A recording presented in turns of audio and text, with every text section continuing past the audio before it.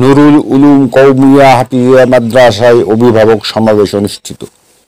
বীরগঞ্জ, দিনাজপুর থেকে মোশাররফ হোসেনের পাঠানো তথ্যচিত্র MASR নিউজ।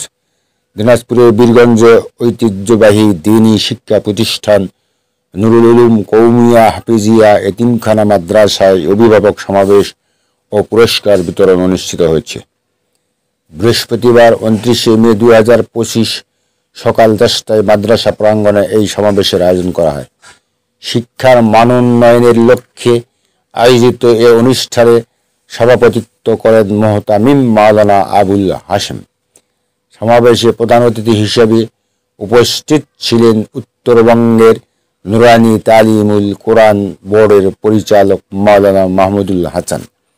এই সময় অত্র মাদ্রাসার সদস্য সচিব মুফতি মাওলানা আলামিন, নুরানি বিভাগের শিক্ষক মাওলানা সাইফুল হাসান, অভিভাবক বীরগঞ্জ সরকারি কলেজের সিনিয়র প্রভাষক অলিউর রহমান, এছাড়া শিক্ষক, শিক্ষার্থী এবং অভিভাবকরা উপস্থিত থেকে শিক্ষার মানোন্নয়ন বিষয়ে মতামত প্রদান করেন।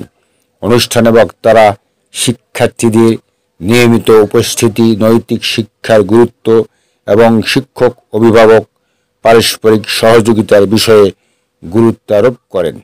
MASR news.